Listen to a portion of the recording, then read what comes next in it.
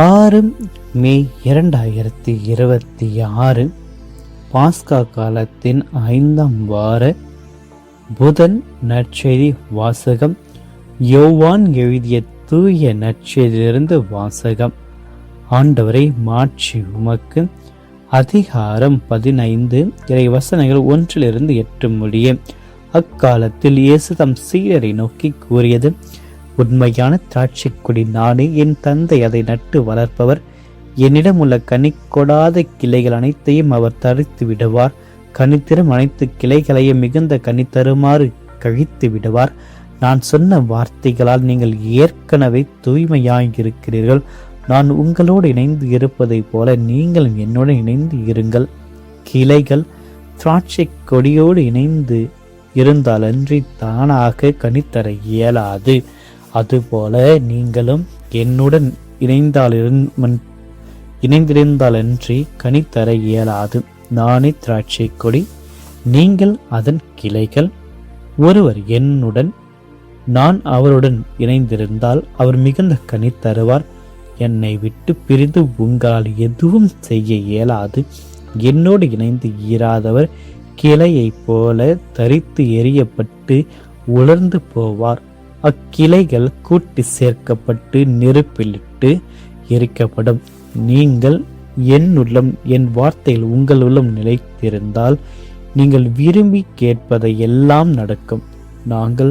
நீங்கள் மிகுந்த கனி தந்து என் சீடராய் இருப்பதே என்னுடைய தந்தைக்கு மாட்சி அளிக்கிறது.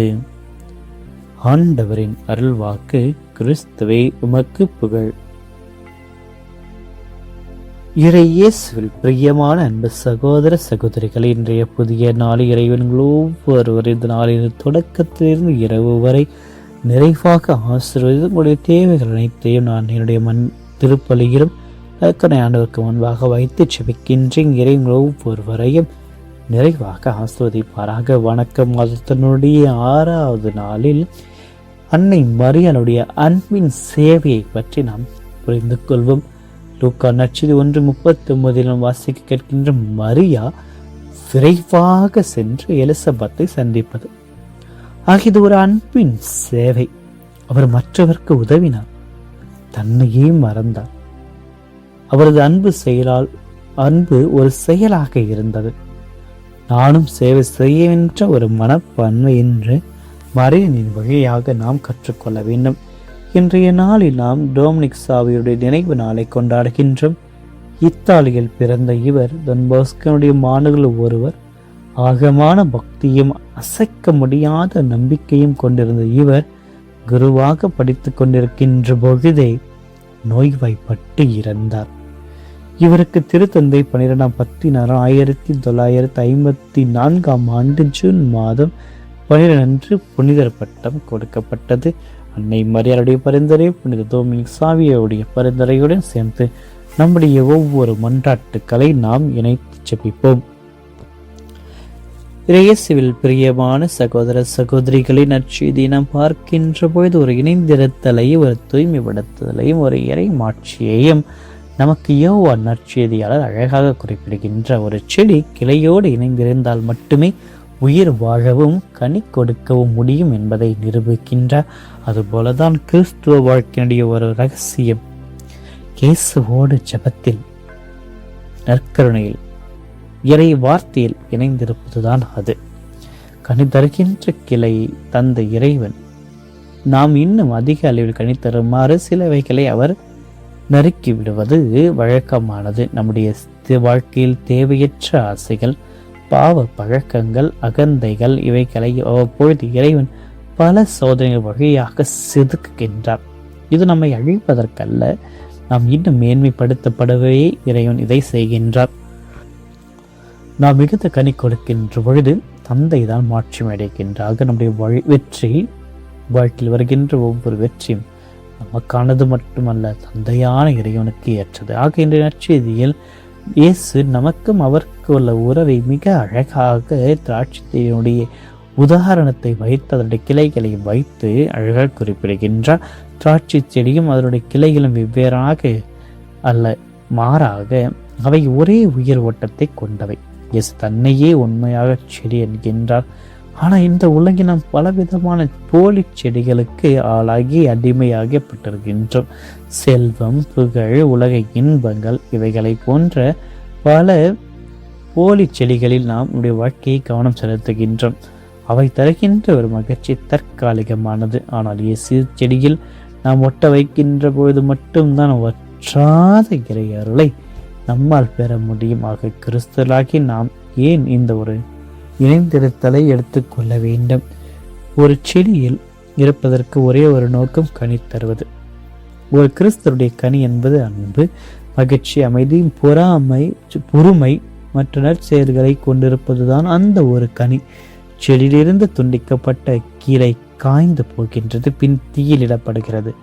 இறைவனை விட்டு நாம் நம்மால் தனித்து எதுவும் செய்ய முடியாது என்பதை உணர்ந்து செயல்பட வேண்டும் என்று இறைவன் நம் ஒவ்வொருவரையும் நெருக்கி சுத்தப்படுத்த அழைக்கின்ற சில வேளைகள் நம்முடைய வாழ்க்கை ஏற்படுகின்ற இழப்புகள், ஏமாற்றங்கள் இறைவனால் செய்யப்படுகின்ற கற்கிரித்தலை, அதாவது செடிகளை நறுக்கி விடுவதற்கு நாம் தயாராக இருக்க வேண்டும். செடிக்கு கத்திரித்தல் என்பது வழி தரும் சில வேளைகள், ஆனால் அதுதான் அதிக கனிகள் தருகின்ற ஒரு வழியாக மாறுகிறது.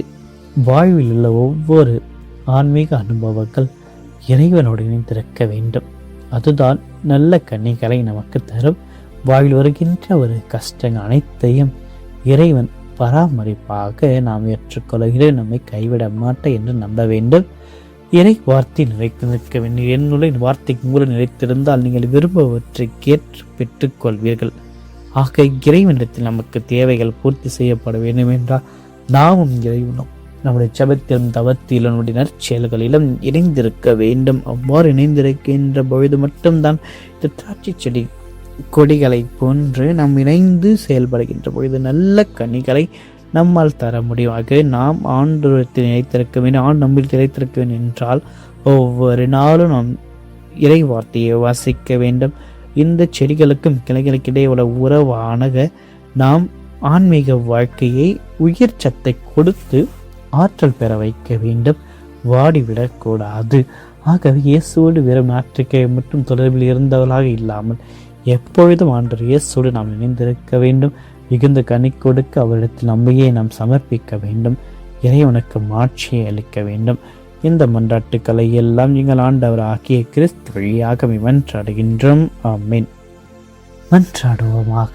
என்றும் வாழும் இல்லாமல் இறைவா, இதோ இந்த புதிய நாளுக்காக மக்கள் நன்றி கூறுகிறோம். நானே திராட்சை கொடி, நீங்கள் அதன் கிளைகள் என்று உம்முடைய வார்த்தைகளுக்காக எங்கள் அனைவரையும் ஒன்றாக அரவணைத்து காத்தீரை. அதற்காக மக்கள் நன்றி கூறுகிறோம், வாழ்த்துகிறோம், போற்றுகிறோம், ஆராதிக்கின்றோம். ஒரு கிளையானது செடியோடு இணைந்திருந்தால் மட்டும்தான் கனித்தர முடியும் என்பதை இன்று நாங்கள் ஆழமாக உணர்ந்திருக்கின்றோம். இந்த நாள் முழுவதும் உம்மை நாங்கள் பிரியாமல் உமது அருளோடும் அன்போடும் இணைந்து வாழ எங்களுக்கு தேவையான ஆற்றலையும் பலங்களையும் தாரும். ஆண்டவரை, தொம்னிக் சாவியினுடைய முன்மாதிரியான ஒரு வாழ்க்கை சிறு வயதிலேயே உம்மோடு ஆழமாக இணைந்து வாழ்ந்த இவர் எங்களுக்கு ஒரு சிறந்த முன்மாதிரியாக தந்தமைக்காக மக்கள் நன்றி கூறி, பாவம் செய்வதை விட சாவதே மேலும் என்று உறுதியோடு இருந்த அந்த புனிதன் தூய்மையான ஒரு உள்ளத்தை எங்களுக்கு தாரும். ஒரு சிறு கொடியோடு கிளையோடு ஒட்டியிருப்பதை நாங்கள் உணர்ந்ததுக்கு போன்று எங்களுடைய வாழ்க்கையில் ஒவ்வொரு கணத்தையும் உமது பிரசனத்தில் நாங்கள் கழிப்பதற்காக எங்களுக்கு எல்லா விதமான ஆசீர்வாதங்களை தெரிந்து செய்கின்ற சிறு சிறு வேலைகளையும் உமது அன்பிற்காக செய்து ஆன்மீக கனிகளை நாங்கள் தந்திட எங்களுக்கு உதவியாக வாரும். அன்பு ஆண்டவரை செதுக்கப்படுதலுக்கு எம்மையே நாங்கள் ஒப்படைக்கின்றோம். எங்களுடைய ஒவ்வொரு உணர்வுகளையும் உணர்ச்சிகளையும் முடித்து ஒப்படைக்கின்றோம். தோட்டக்காரராகிய அன்பு தெய்வமே, எங்களுடைய வாழ்க்கை இருக்கின்ற தேவையற்ற குணங்களையும் பாவ பழக்கங்களையும் குடி பழக்கங்களையும் போதை பழக்கங்களையும் சோம்பேறித்தனத்தையும் உடைய வார்த்தை நான் நசுக்கி சுத்தப்படுத்தியலாம். சோதனைகளும் கஷ்டங்களும் வருகின்ற பொழுது ஆண்டரியங்களை அதிக அளவில் கனித்தர செய்தலும். கத்திரத்தல் என்பது உணர்ந்து நாங்கள் மன உறுதியுடன் ஏற்றுக்கொள்ள எங்களுக்கு அருளை தாரும். என்ற நாளில் நாங்கள் மேற்கொள்கின்ற அனைத்து பணிகளையும் பயணங்களையும் பாதத்தில் வைத்து செவிக்கின்றோம். எங்களுடைய உள்ளத்திற்கின்ற தனிப்பட்ட மன்றாட்டுகளையும் தேவைகளையும் நீர் அறிவின்ற நம்பிக்கையில் உம்மிடத்தில் செபிக்கின்ற எங்களுடைய குடும்பங்களை பாதுகாத்தரும். நோயற்றவர்களுக்கு ஒரு சுகத்தை தாரும்.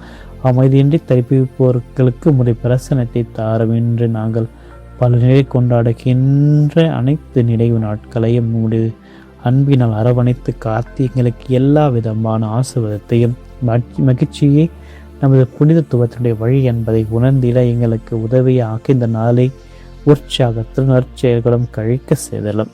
இந்த மன்றாட்டுக்களை எல்லாம் எங்கள் ஆண்டவர் ஆகிய கிறிஸ்து வழியாக வென்றாடுகின்றோம். ஆமீன். அருளிந்த மரியே வாழ்க, ஆண்டவர் உடனே பெண்களுக்கு ஆஸ்வதிக்கப்பட்டவள் நீரே, உடைய திருவயிற்றின் கனி ஆகிய ஆஸ்வதிக்கப்பட்டவரை புனித மரி இறைவனின் தாய், பாவிகளா இருக்கிற எங்களுக்காக இப்பொழுது எங்கள் மரண நேரத்தில் வேண்டிக்கொள்ளும். ஆமீன். எல்லாமான இறைவன் தந்து மகன் தூயாவின் ஒவ்வொருவரையும் நிறைவாக ஆசீர்வதிப்பாராக. ஆமீன்.